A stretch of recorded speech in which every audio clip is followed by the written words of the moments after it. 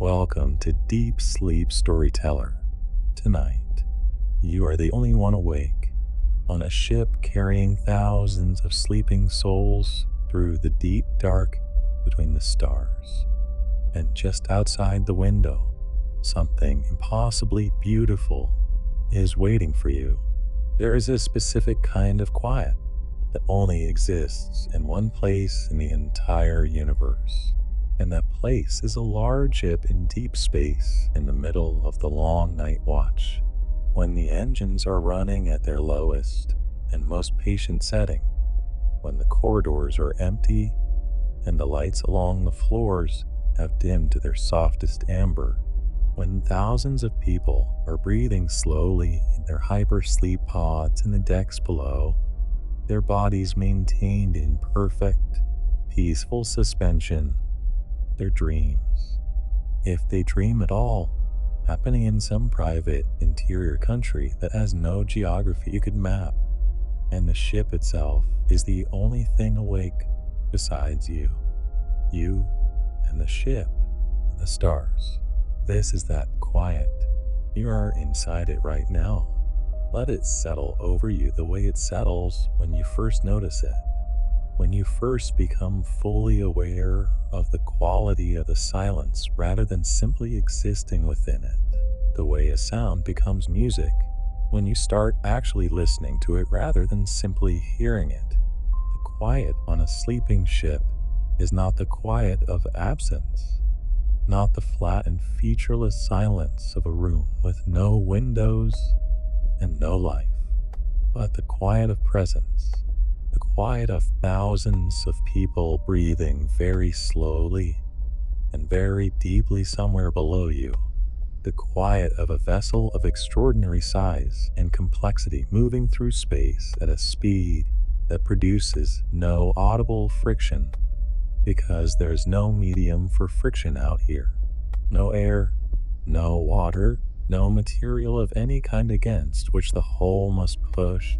Only the clean and frictionless dark, and the ship moving through it with the effortless quality of something that is doing exactly what it was built to do.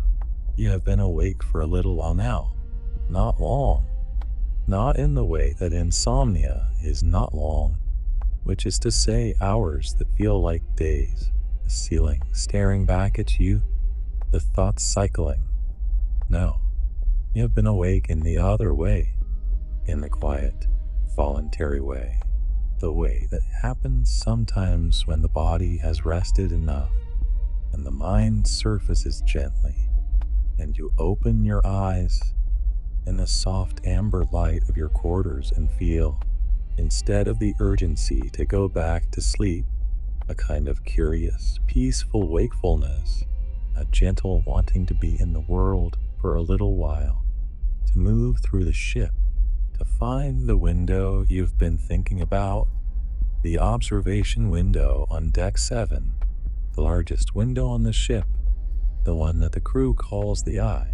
You pulled on something warm. The detail matters.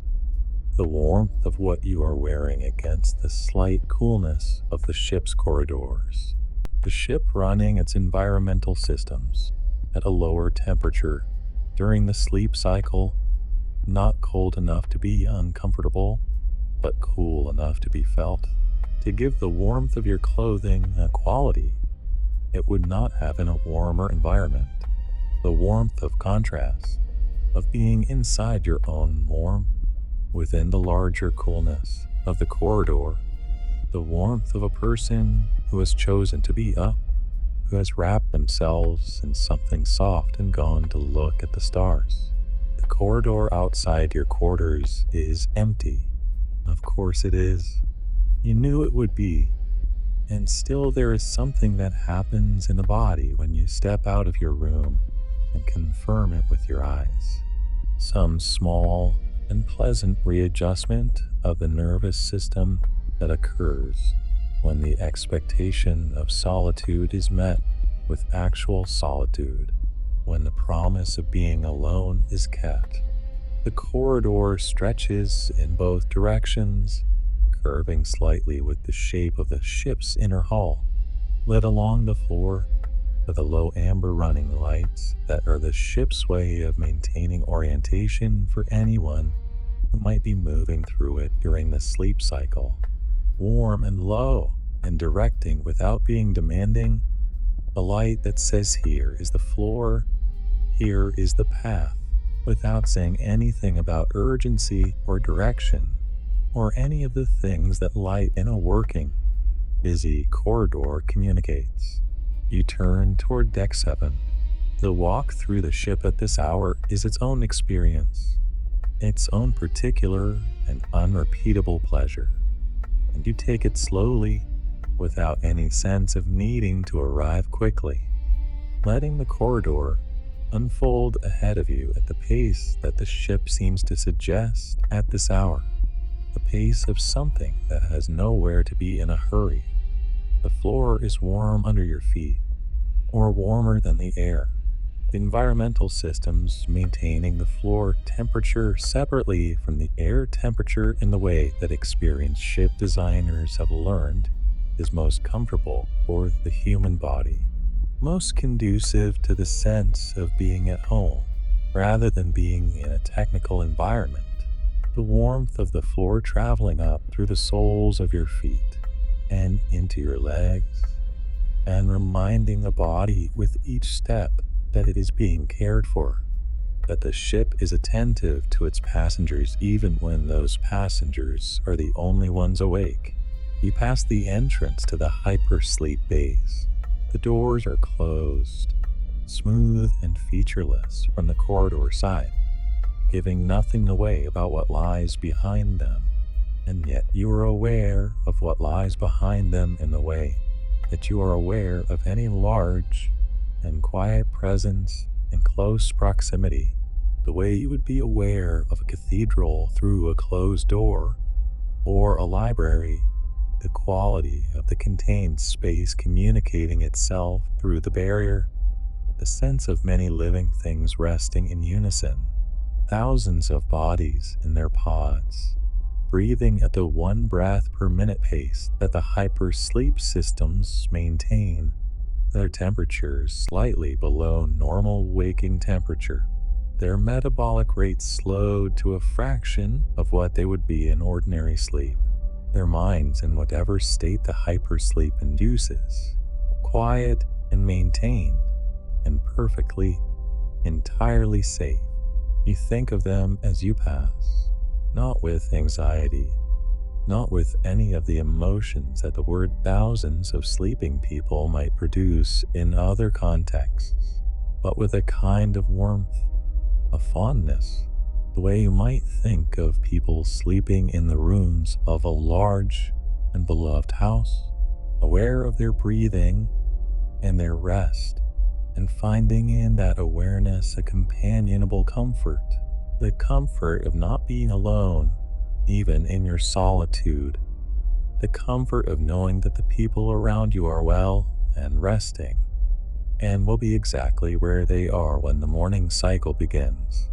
Thousands of people, all of them dreaming their private dreams in the dark of the hypersleep bays, all of them held by the ship with the same care with which the ship holds everything, the same comprehensive and competent care that is the signature of the Argo Perpetua, which is the name of this vessel, the name chosen by the people who designed her with a sense of the mythological weight of what they were building, a ship that would carry a population across the deep space between star systems, a ship that would be, for the duration of the journey, the world, the only world available to the people inside it, and that therefore needed to be not merely functional, but livable, not merely safe, but genuinely good.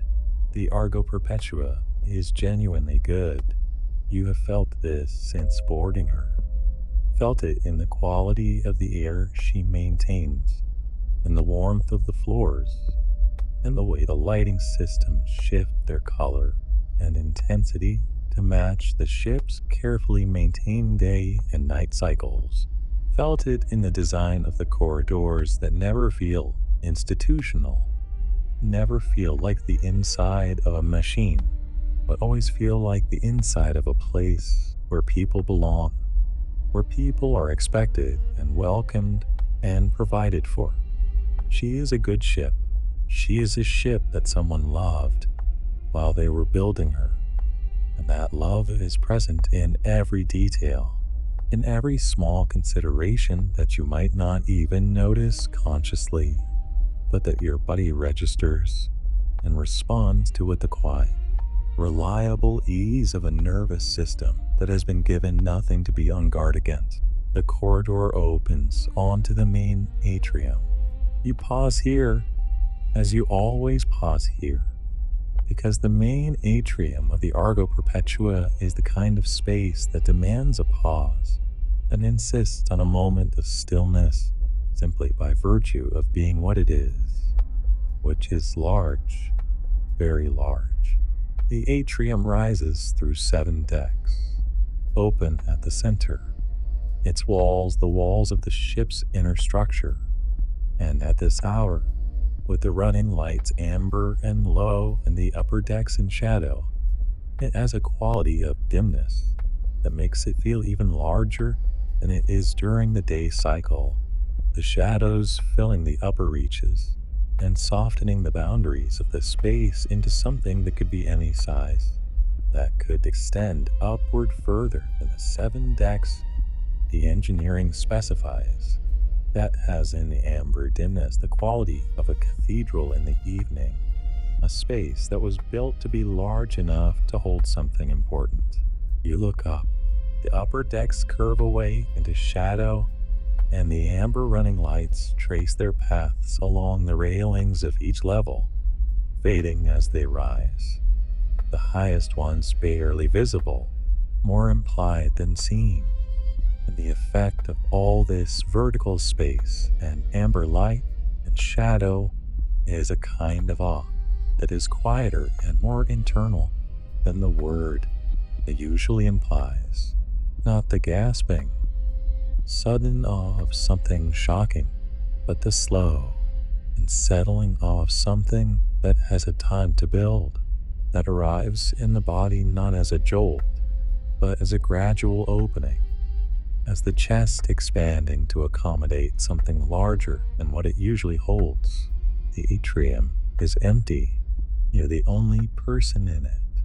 You are the only person in this 7-deck space that was designed to hold thousands, and the emptiness of it is not lonely, not in any way that feels like a lack, but something else, something that is almost its own kind of fullness. The fullness of a space that belongs entirely to you for this hour, that is yours in a way it can never quite be during the day cycle, when it is populated and busy and full of the movement and sound of a community going about its shared life. Right now, it is entirely yours, and you are entirely within it, and the relationship between the two of you, between you and this large and quiet space, is as close and as private as any relationship that exists on this ship tonight. You cross the atrium floor, your footsteps barely audible, absorbed by the same floor material that absorbs them in the corridors, and you take the gentle curve of the ramp that leads to the upper decks rather than the lift, because the ramp is slower and you are in no hurry, and the ramp lets you feel the ship rising beneath you as you climb, lets you feel the levels passing, each one slightly closer to the window you are going to, each one another step in the approach that you have been planning in some half-conscious way since you woke. Deck 3, Deck 4, Deck 5. The ramp curves upward with the same gentle geometry as the rest of the ship. Nothing angular, nothing harsh. The designer's understanding that the human nervous system responds to curves differently than it responds to sharp angles, more easily, more openly, more willing to follow. You follow the curve upward through Deck 5, and deck 6, and then you are on deck 7 and the ramp ends, and the corridor ahead of you is slightly different from the corridors below. Slightly wider, its ceiling slightly higher, the running lights along the floor slightly further apart. The overall effect of these small differences being a quality of spaciousness that prepares you without quite announcing what it is preparing you for what lies at the end of this corridor, the observation window, the eye. You can feel it before you see it, the way you can sometimes feel a very large window before you are close enough to see through it. The quality of the space changing, the air having a slight different quality near a large opening even when the opening is sealed by glass. The sense of depth that a large window introduces into a corridor even from a distance. The way the darkness beyond it alters the character of the light in the passage leading to it. You walk toward it slowly, and then you're there, and you stop. And for a moment you simply stand in front of the glass and let your eyes adjust. Let the darkness beyond the window resolve from its initial undifferentiated darkness into the layered and extraordinary thing it actually is. Let the stars come forward out of the dark the way stars come forward when the eyes have been in a lit space and are now turned toward a dark one. Slowly, one by one, the brightest first, and then more, and then more, and then the full field of them, the entire spectacular catalog of the observable sky in this region of space. More stars than you could count in a lifetime of dedicated counting, more stars than the human mind has words to hold individually, presented all at once in the great curved transparency of the eye. The observation window is enormous. It is the largest single piece of transparent steel on the ship, a window that spans a full 8 meters in width and 4 in height, set into the outer hull of Deck 7 at the position that the ship's designers identified as the optimal viewing angle for the primary route, the position from which the widest and most comprehensive view of the space ahead and to the sides is available, the position chosen by people who understood that the passengers of this ship would need, over the course of a long journey, regular and generous access to the sight of the universe, that the sight of the universe is not merely aesthetically pleasing, but physiologically and psychologically necessary for beings who evolved under open skies, who carry in their most ancient and most fundamental programming a need to occasionally see something very large and very far away, and to register, in doing so, their own appropriate and comfortable smallness. You press your hand against the glass. It is cool under your palm, cooler than the floor, cooler than the corridor air, because the glass is in direct thermal contact with the outer hull, which is in direct thermal contact with the temperature of space, which is as close to absolute zero as anything in the observable universe comes. And even through the extraordinary insulation of the hull and the tempering of the transparent steel, a slight coolness makes its way through and is present in the glass under your hand, the faintest reminder of what lies on the other side of this barrier, the temperature that would exist everywhere if the ship were not here maintaining its small and determined pocket of warmth. You feel the coolness and the warmth together, the coolness of the glass under your palm and the warmth of your own hand, your own body heat meeting the outer cold at the boundary of the window, and this small contact, this small point of meeting between the warm and the cold, between you and the universe, is oddly beautiful. oddly moving, the way that boundaries often are when they are permeable in some direction, when something from one side can reach across to the other. The hum of the ship is here. It is always here. The hum of the Argo Perpetua's engines running at their sleep cycle minimum, a sound so low and so continuous that it has ceased to be something you consciously hear, and has become instead simply the ground of everything, the bass note of the ship's ongoing life, a vibration felt in the soles of the feet, and the palm of the hand against the glass, and the back of the throat, and the sternum, felt everywhere, and heard nowhere, present in the body rather than in the ears, the ship's own heartbeat running quietly through its structure and through yours, because you are inside the structure. You are part of it tonight in a way that feels more intimate than it does during the day cycle, when the ship is full of people and activity, and the presence of all those other bodies and voices and movements makes it impossible to feel this particular intimacy, this particular quality of being one warm and living thing inside a larger warm and living thing. The stars. Let's stay with the stars for a while before anything else, because the stars alone, the stars before the other thing comes into view, are worth every amount of time and attention that the night has available. The stars in deep space, seen through a window of this quality at this distance from any significant source of light pollution, any planet or station or sun, are not the stars that most human eyes have seen most of the time they have been looking at stars.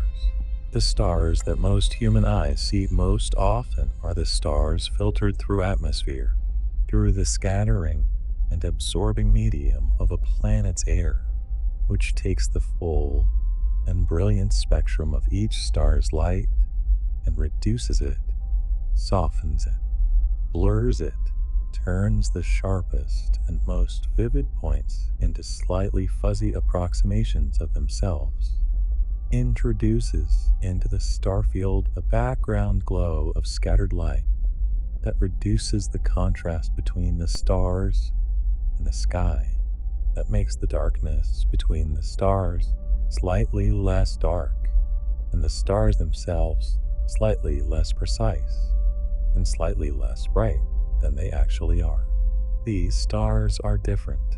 These stars are what stars are when nothing stands between them and the eye.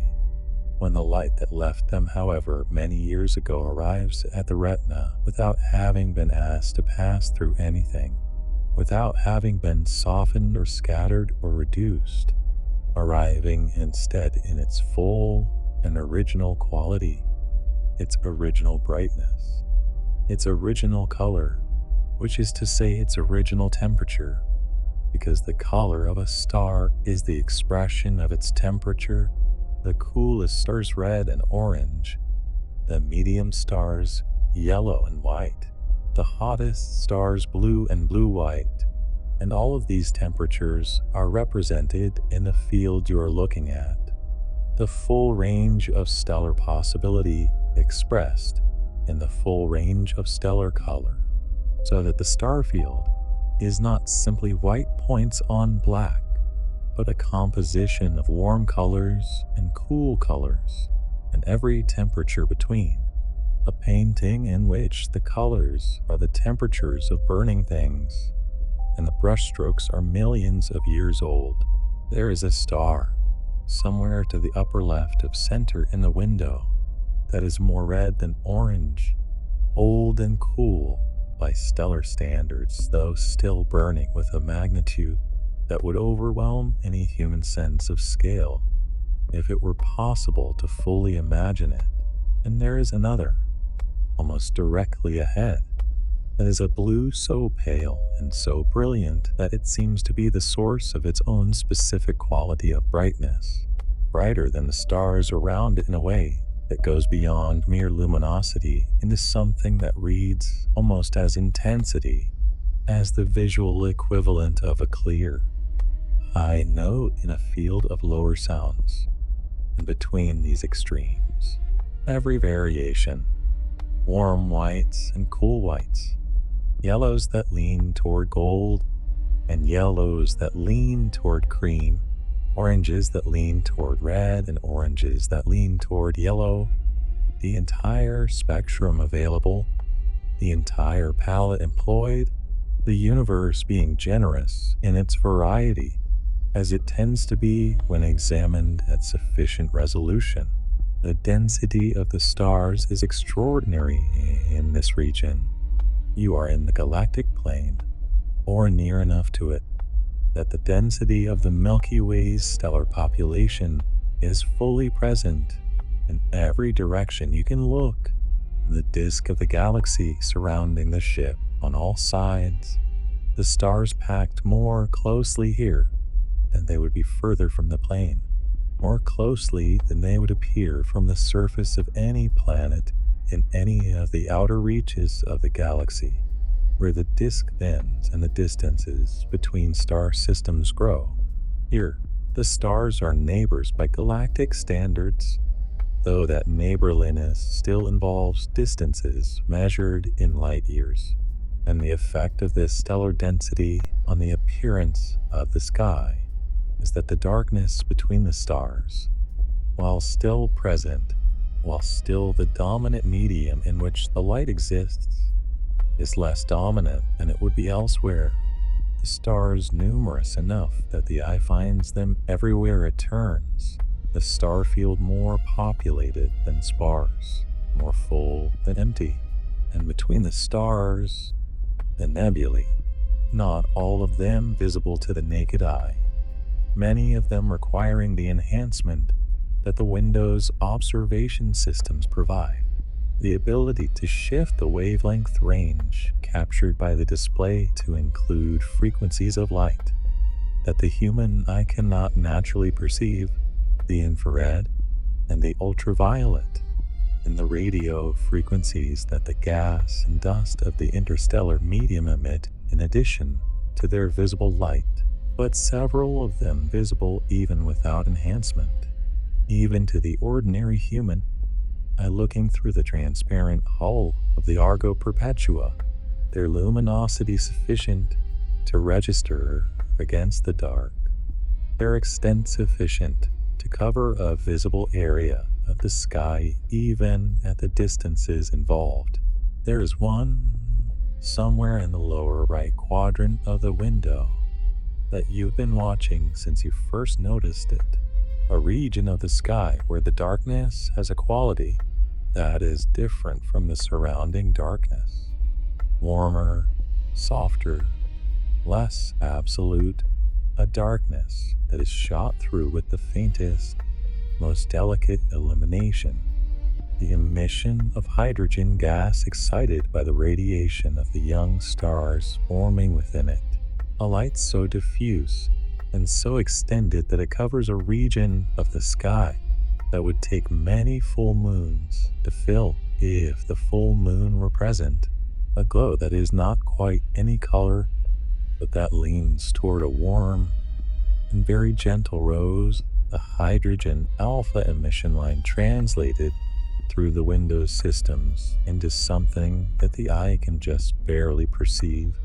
just barely distinguish from the surrounding darkness, a suggestion of warmth in the dark rather than a definitive light, a stellar nursery, a place where new stars are forming from the gas and dust of the interstellar media, drawn together by gravity over millions of years into condensations dense enough to ignite the nuclear reactions that we call stars.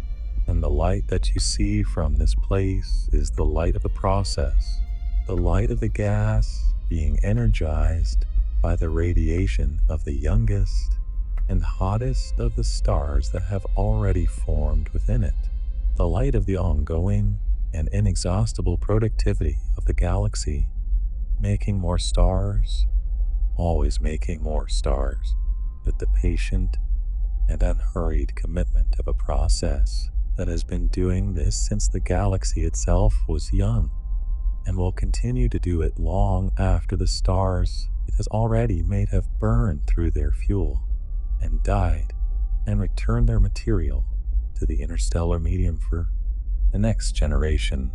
You find it comforting, the nursery, the ongoing making of stars, the universe's patient, continuous generosity with light, its willingness to keep making more of the things that illuminate the dark, to keep repeating the act of ignition with the same unhurried commitment, the same physics, the same result, star after star after star, and cloud after cloud after cloud, across the entire extent of the galaxy and beyond. There is something in the constancy of this that is deeply, quietly reassuring, the way any reliable process is reassuring when you encounter it at the right moment, when you need to be reminded that the world continues its fundamental operations regardless of the particular chapter you are currently in of your own particular story. The galaxy continues. The stars are being born, and you're here, awake and warm, watching it through a window that was built so that watching it would be as clear and as direct as the laws of physics and the current state of materials science allow.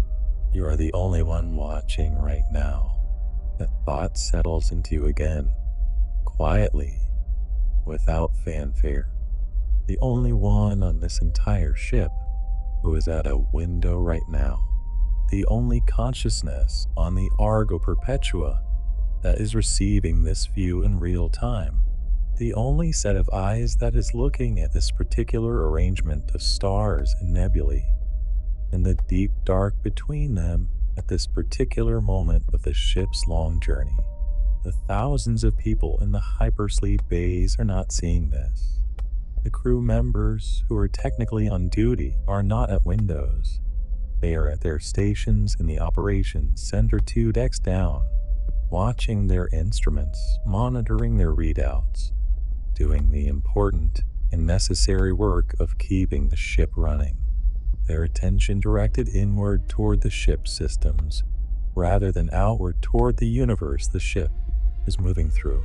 You are the only one looking outward right now, the only one with their face to the glass, the only one for whom this view exists at this moment, in any immediate and personal and embodied way. And then you see it.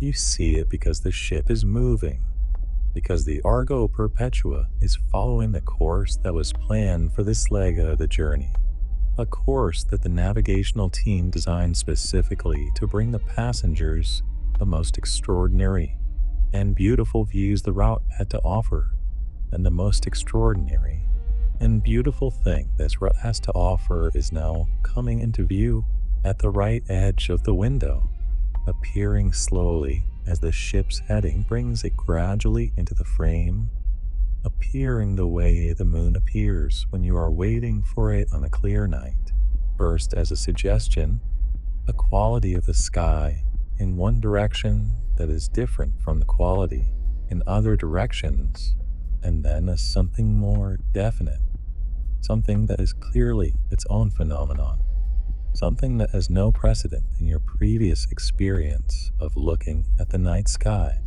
It begins as a brightening at the right edge of the window, not the brightening of a star, not the point source brightness of a concentrated light, but a diffuse and distributed brightening, a quality of luminosity that spreads across a region of the sky rather than emanating from a single point.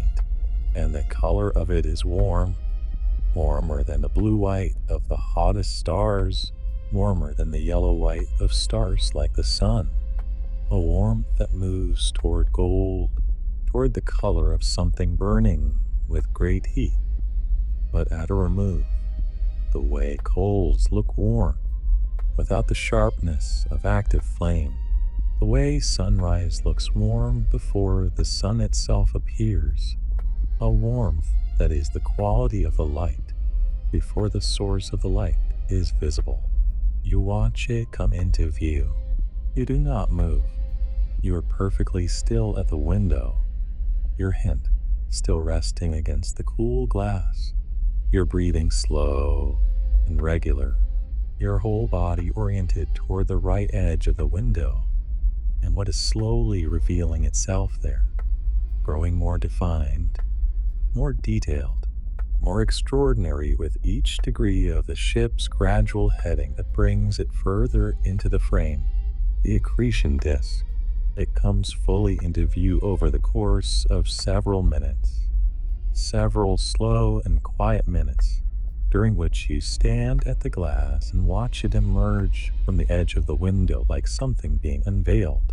And the unveiling is so gradual and so beautiful that you feel each increment of it in the body, rather than just the eyes. The warm quality of the light increasing with each degree. The structure of what you are seeing becoming more evident. The ring shape, the curving luminosity, the extraordinary play of light and shadow, and the bending of space itself making its visual effects on the composition you are watching. The accretion disk is a ring of matter orbiting the black hole, gas and dust, and the material of former stars and worlds, drawn in over millions of years and set in orbit, spiraling slowly inward, compressed and heated by the physics of the spiral into a temperature and luminosity that produces the extraordinary light you are seeing.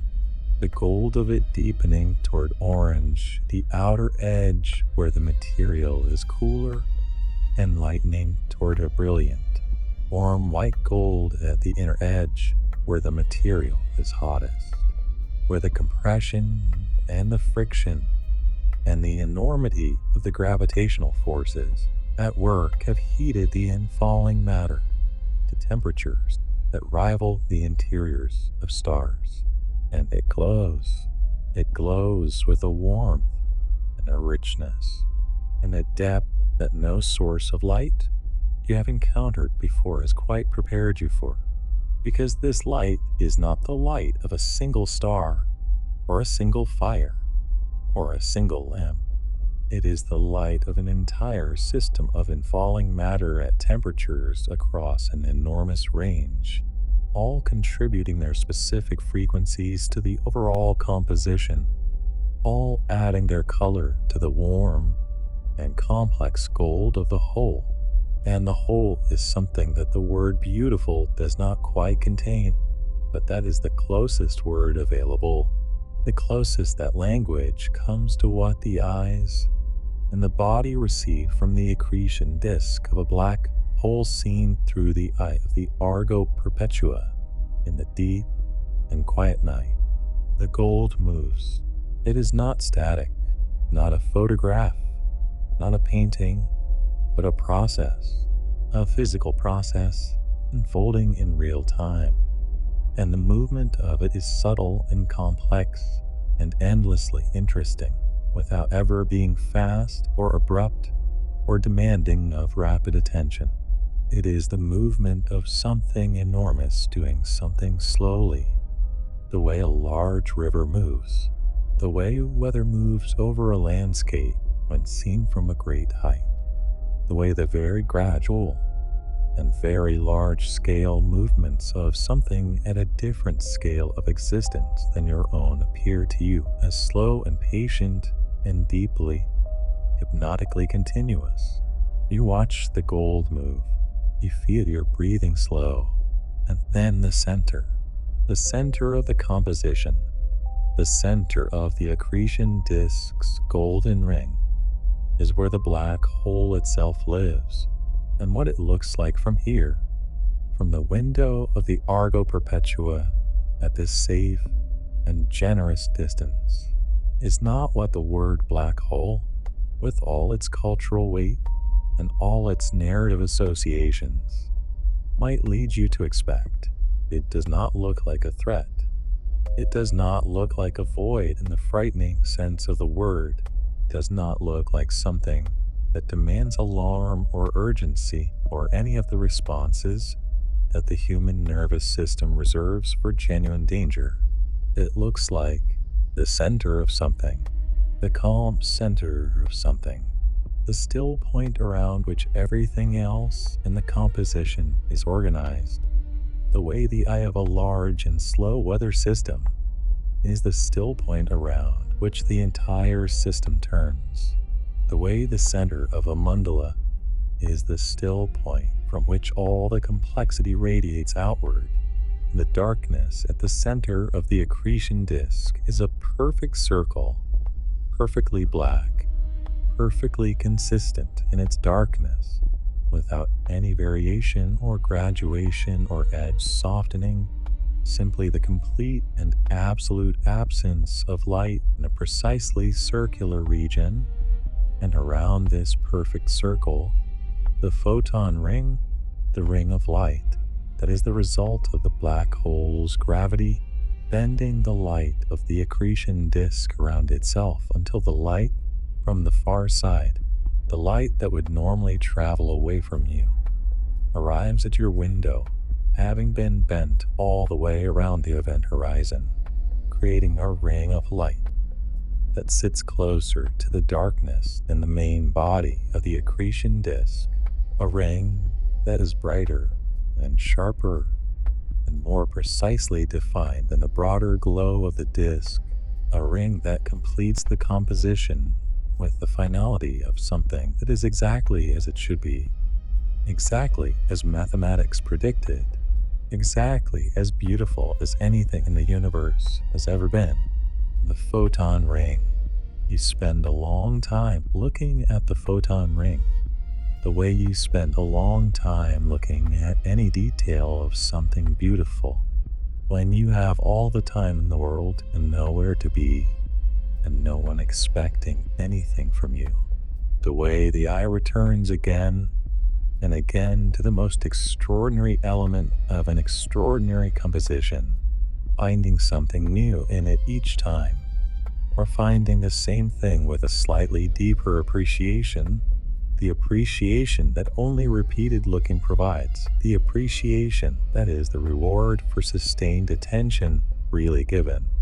The photon ring is warm gold shading toward white at its brightest points, and it sits around the perfect darkness of the event horizon with a completeness that is almost architectural, almost as though it was placed there by a deliberate and highly skilled hand rather than produced by the impersonal and magnificent operation of physics.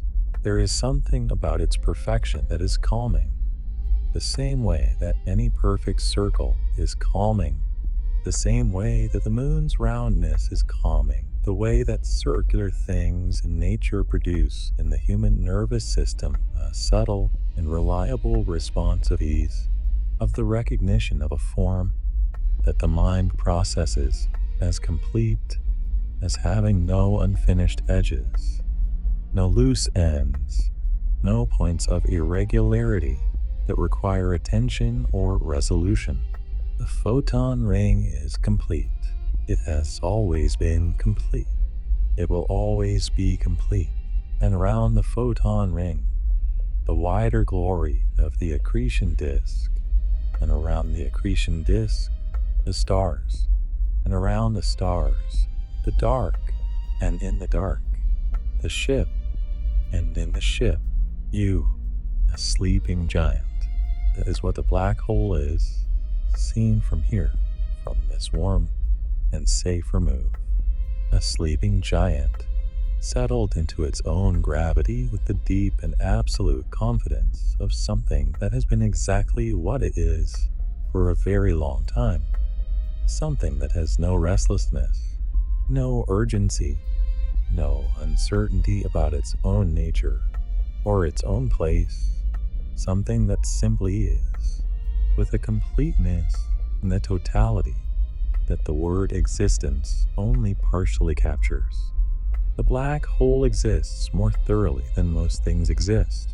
It exists with a depth and a commitment that is the natural expression of having so much mass, in such a relatively small volume that it has curved the space around itself into a shape that is entirely its own, a shape that it maintains without effort, without intention, without any of the active participation that lesser things require to maintain their forms.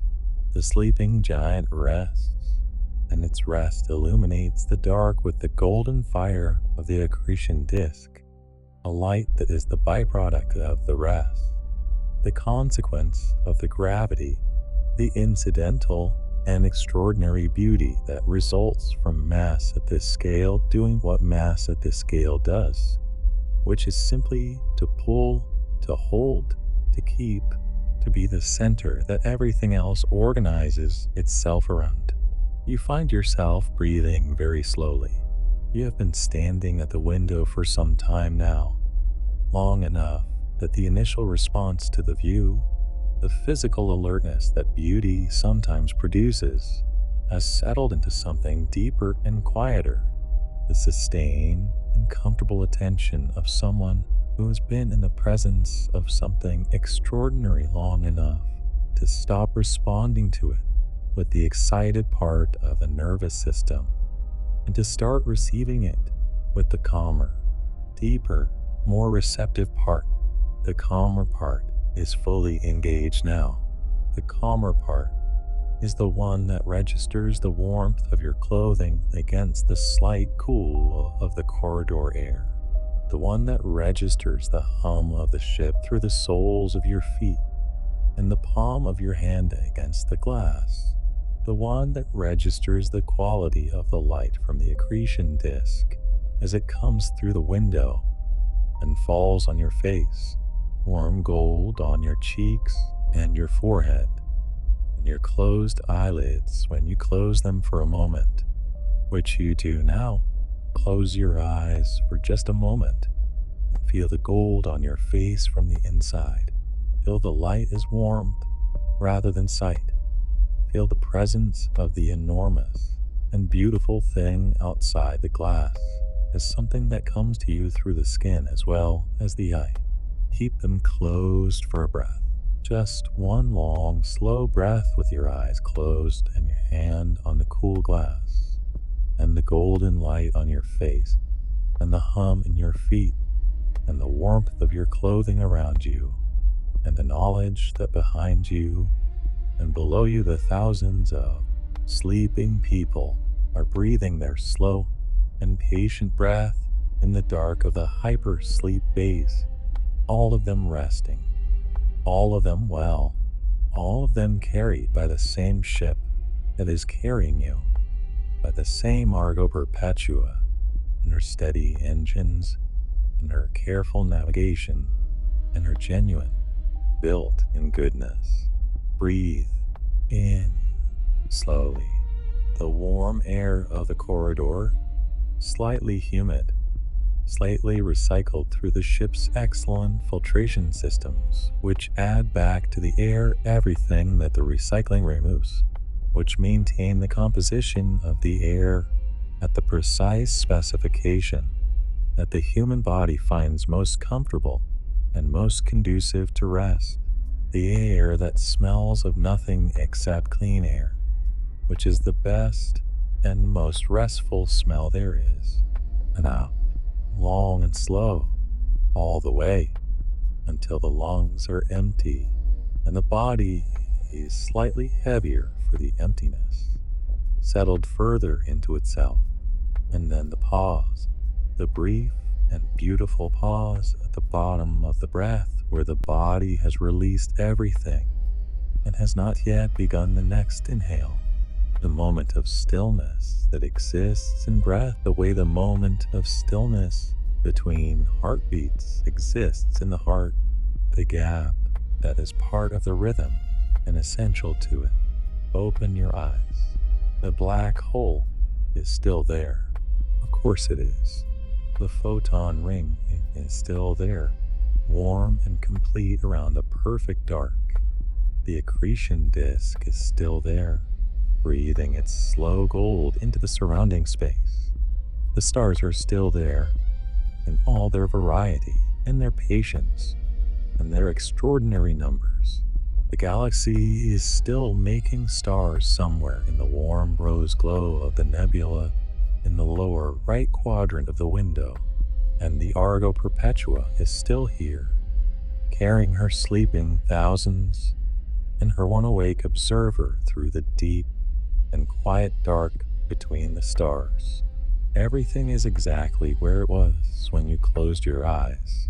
This is one of the things about the universe that the rational mind knows, that the body needs regular reminding of. The universe does not require your observation to continue. The stars burn whether or not anyone is watching them. The black hole curves its space whether or not anyone is looking. The galaxies merge, and the nebulae birth their new stars, and the light travels its incomprehensible distances whether or not there is a consciousness at a window to receive it. The universe is not a performance. It is not waiting for an audience. It simply is, continuously and completely.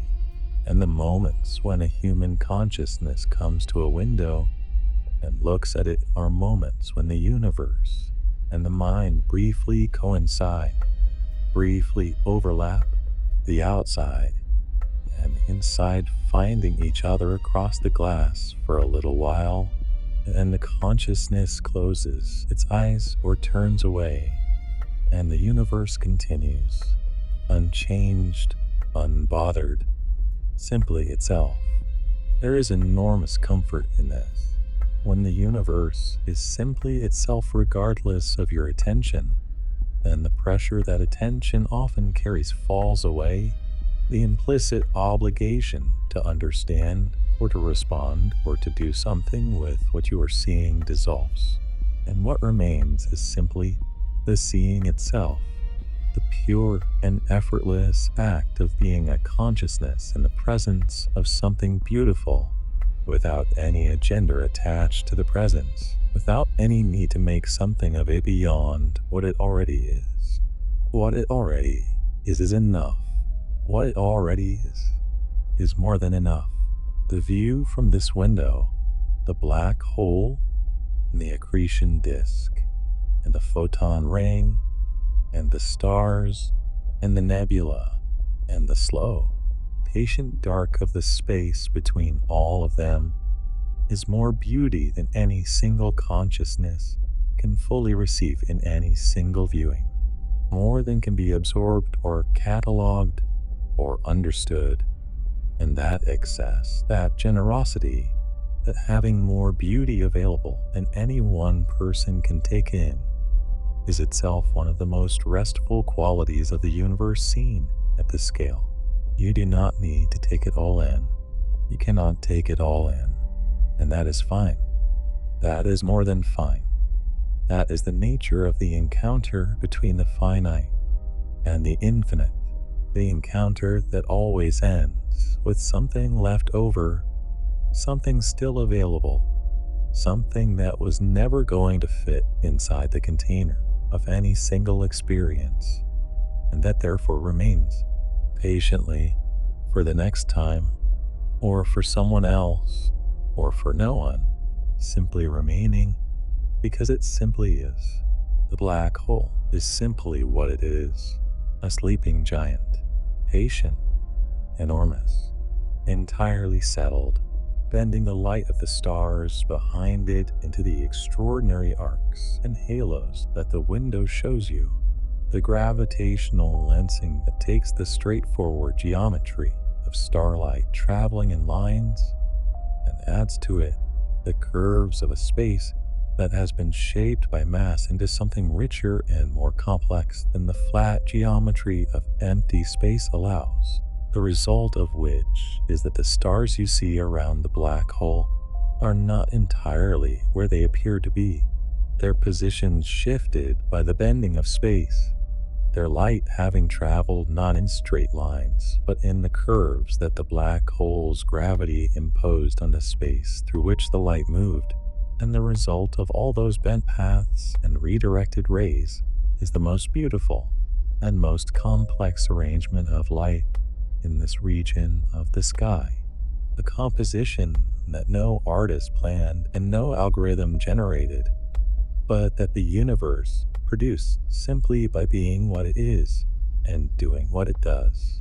The bent starlight, the stars near the edge of the black hole's gravitational influence, have their positions shifted noticeably, their light arriving at your window having been redirected by the black hole's gravity from paths that would have taken the light in other directions toward other destinations, redirected instead toward you, toward the window, toward the moment of contact between the light that left those stars however many years ago, and the consciousness standing at the glass of the Argo Perpetuous observation deck on this quiet, extraordinary night. The light was always going to reach you. That thought arrives quietly, without urgency, the way the best thoughts arrive at the edge of sleep, fully formed and without any need for examination, simply present and simply true. The light that you are seeing right now has been traveling for a very long time toward this window, toward this moment towards you, not because the universe planned it, not because there is intent or direction or destination in the physics of light, but because the physics of light is the physics of light, and it travels until it arrives at something. And tonight, for this light, that something is you, and there is something about that, something about the specific coincidence of the light's long journey and your presence at this window on this night on this ship that is worth feeling for a moment, worth allowing to be what it is, which is the kind of small and quiet, entirely real grace that the universe offers without intending to and without knowing it. And that a person who is still enough and open enough to notice can receive with the simple gratitude of being in the right place at the right time. You are in the right place. Right now, you are exactly in the right place, standing at this window in your warm clothing, with your hand on the cool glass and the hum in your feet and the gold of the accretion disk on your face, and the thousands of sleeping people below you, and the entire universe spread out in every direction beyond the glass, and the sleeping giant turning its golden fire slowly in the dark. You are in the right place, and this is the right time, and there is nothing else you need to be doing, and nowhere else you need to be. Here, just here. You have been standing for a while, and the body, which has been enjoying the standing, which has been using the standing as a way of being fully present at the window and fully receiving the view, is now beginning to communicate in its quiet and understated way that it would like to be horizontal, not urgently, not with the insistence of exhaustion, but with the gentle, persistent suggestion of a body that has been well rested and well warmed and well fed by beauty, and that is now ready for the next natural thing, which is the transition from the awake stillness of standing at the window to the resting stillness of lying down, the transition from the active reception of the view to the passive reception of the warmth, the hum, the dark behind the closed eyelids, and whatever the sleeping mind will do with everything that the open eyes have seen tonight. But not yet, not quite yet. There is a bench built into the base of the observation window, a low, wide bench with cushions that are the same warm material as the seating throughout the ship, the same material that the designers chose for its combination of support and softness, its ability to be comfortable for extended sitting, without either the too hard quality of functional seating that prioritizes durability over comfort, or the too soft quality of seating that offers no support and produces its own discomfort over time. The precise balance that the best seating achieves, the balance that says, you can stay as long as you like. You sit, the bench receives you, and the cushions adjust to your presence with a slight and satisfying give of good upholstery. And you lean back against the hull beside the window, the hull warm against your back, because the insulation between you and the outer cold is thorough and effective, because the ship's environmental systems are maintaining the temperature of every surface you might come into contact with, the temperature that the human body interprets as belonging, as home, as safe. Your legs extend in front of you. Your back rests against the warm hull. Your head tips slightly, naturally, toward the window, toward the view, the gold and the dark and the stars. The hum is very present in the bench, more present than it was standing, because the bench is in direct contact with the hull, and the hull is in direct contact with the ship's structure, and the ship's structure carries the hum of the engines throughout its entirety, and the bench transmits that hum directly to the body that sits on it, to the back and the legs and the arms and the base of the spine, a comprehensive and gentle vibration that the body has already entirely incorporated into its sense of what this night feels like, what this ship feels like, what this particular experience of being awake and alone, and at a window looking at the most beautiful thing in this region of the galaxy feels like. It feels like being held. That is what the hum contributes to the feeling. The warmth of the hull behind your back and the cushions beneath you, and the warmth of your clothing, and the warmth of the air, and the golden warmth of the light from the accretion disk all add up to a quality of being surrounded by warmth from every direction, of being within warmth rather than simply in contact with it. And the hum underneath all of that warmth is the quality that transforms surrounded by warmth into held, that adds the quality of being cradled, of being carried by something larger than yourself, which you are. You are literally being carried by something larger than yourself, by the Argo Perpetua and her engines and her course and her carefully planned and lovingly executed journey through the most beautiful route between here and there. You are being carried. You don't need to do anything. The ship is doing it. The ship has been doing it since you boarded, and will continue to do it through every hour of this night, and every day and night after it until the journey is complete. And in all of that time, you will not need to navigate or to propel or to maintain any of the systems that keep the Argo Perpetua moving and safe and alive. You will only need to exist within her, to be one of the warm and living things she is carrying, to receive the care that she provides with a simple openness of someone who understands that being cared for is not passivity, but its own form of participation, its own form of grace. Be cared for right now. Let the ship carry you, and the bench hold you, and the warmth surround you, and the hum vibrate gently through all the structures of your body, finding the resonant frequencies of each bone and each hollow space and each cavity that will respond to it.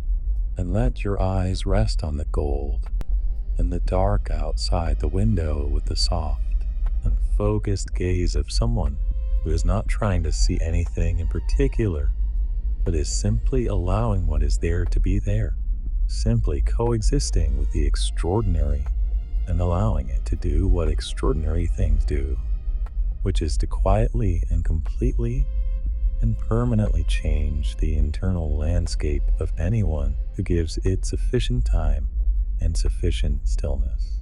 The gold is beautiful. You have been looking at it long enough now that the word beautiful has started to feel inadequate, has started to feel like a word that was invented for smaller things, and that is being applied here at a scale it was never designed to accommodate. And yet, there is no other word, and so beautiful it remains. The gold of the accretion disk, the warm and complex and endlessly detailed luminosity of billions of tons of infalling matter heated to stellar temperatures and set in orbit around the most total gravitational presence in this region of the galaxy, burning its ancient and patient fire in the dark.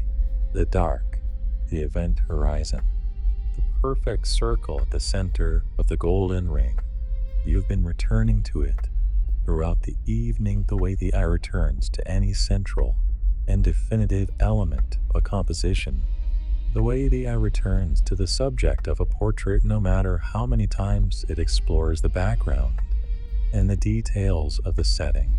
The perfect darkness at the center is the subject of this composition, and the eye knows it and keeps coming back to it. And each time it comes back, it finds the same thing, the same perfect and absolute darkness, unchanged, unchanging, as settled and as certain of itself as anything in the universe has ever been. And there is something about that certainty, that absolute and total settled quality of the darkness at the center, that has become, over the course of this evening, increasingly restful to look at. Not beautiful in the way the gold is beautiful, but restful in a way that the gold is not quite restful. The way that the deepest and most profound stillness is restful. The way that absolute quiet is restful.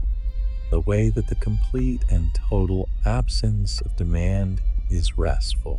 The darkness at the center of the black hole demands nothing. It asks for nothing. It simply is, with a completeness that has no remainder, no loose end, no unfinished quality, and the mind that has been looking at it for long enough begins to adopt something of that quality in its own operation, begins to become slightly less busy, slightly less generative, slightly more willing to simply be without producing anything, without going anywhere, without getting anything done. The darkness teaches stillness, not intentionally. The darkness has no intentions, but the effect of sustained attention directed at absolute stillness is that something of the stillness enters the attending consciousness, that the mirror relationship between the observer and the observed works in this direction as much as in any other direction, and that to look at perfect stillness for long enough is to become, at least partially and temporarily, more still than you were before. You are more still than you were before. Your breathing is slower than when you first came to the window. Your heartbeat, if you checked your pulse, would be slower, calmer, more evenly paced than it was when you pulled on your warm clothing and left your quarters and walked through the quiet corridors of the sleeping ship toward the eye. The thoughts that were present when you arrived, the thoughts that travel everywhere with you, the background hum of the mind's ongoing activity, the reviewing and the planning and the remembering and the wondering. Those thoughts have become quieter, more intermittent, less present than they were, replaced gradually by the quality of awareness that is less like thinking and more like receiving, less like a mind generating content, and more like a mind simply being present in the space it inhabits, noticing what is there without needing to do anything with it. The gold is there. The dark is there. The hum is there. The warmth is there. The thousands of sleeping people below are there. The stars are there. You're there. All of it simply there, together, in the same extraordinary moment, on the same extraordinary night, on the same extraordinary ship, moving through the same extraordinary region of a galaxy that is older than imagination and more generous with its beauty than any mind has yet fully taken in. Your eyelids are heavier than they were. This is not a problem. This is exactly what should be happening at this stage of the evening, which is to say, the late stage, the very late stage, the stage that exists between the end of the night's waking and the beginning of the night's sleeping, the stage that has a specific quality of consciousness that is different from both waking and sleeping, that belongs to neither entirely, but partakes of both, and has the receptive quality of sleep combined with the awareness of waking, the openness of sleep combined with the orientation of waking, the body ready to rest combined with the mind still present enough to receive. This is the best stage for watching a black hole. This is the stage at which the golden light of the accretion disk is most purely received, most directly absorbed, without the interference of the busy waking mind, most allowed to simply be what it is in the field of your awareness, without being analyzed or categorized or compared to other things. At this stage, the gold is simply gold, the dark is simply dark, the hum is simply hum, the warmth is simply warmth, and you are simply you, here at the window, on the bench, with the thousands of sleepers below, and the universe outside, and the ship carrying you through all of it with the steady, patient competence that she has demonstrated since the beginning of the journey, and will demonstrate until the end. Let the eyelids be heavy. There is no reason to fight them. You have seen what you came to see. You have stood at the window and sat at the bench and let the gold of the accretion disk fall on your face and watched the photon ring complete its perfect circle around the perfect dark and felt the hum of the engines through the soles of your feet and the base of your spine and receive the warmth of the ship from every direction and let the thoughts become quieter and the breath become slower and the heartbeat become easier and more evenly paced. And all of this has been exactly right. Exactly what this night called for. Exactly the experience that was waiting for you when you woke in the amber light of your quarters and felt the quiet, curious wakefulness and put on something warm and came to the window. You came, you saw, you received, and now the body is ready for the next thing, which is rest, which is the deep and thorough rest that follows an experience of beauty fully received and fully allowed to do its work. The rest that comes after the nervous system has been given exactly what it needed and has responded by settling, by releasing, by preparing the body for the deep and restorative sleep that is the most natural completion of exactly this kind of night. You will go back to your quarters soon. The bench is warm, and the view is extraordinary, and the hum is in the soles of your feet, and the gold is in your closed eyelids when you close them, which you do now, which you do for a longer moment than before, feeling the warmth on your face from the golden light through the glass, and the warmth against your back from the hull, and the warmth around your body from your clothing, and the hum everywhere, in everything, in every structure of the ship, and every bone of your body.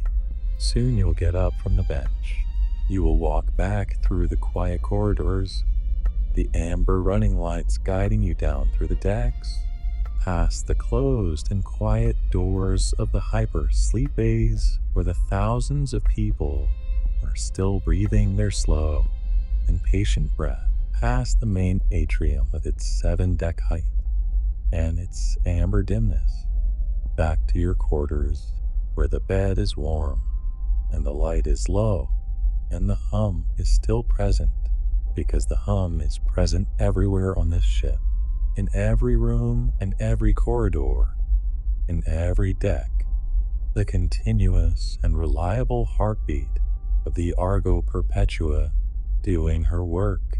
But for now, just for now, you sit on the bench with your eyes closed and the gold on your face and the hum in your bones, and the window full of the most extraordinary view in this region of the galaxy behind your eyelids, fully received, fully allowed, fully part of you now, in the way that all beautiful things become part of the people who allow them in.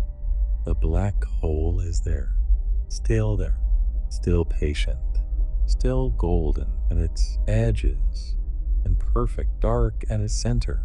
A photon ring, still complete, still warm. The stars, still burning, each one for millions of years. The hum, deep, even, constant. Your breath in, slow, out, slow. The gold on your closed eyes, warm, still warm. The bench beneath you, solid, warm.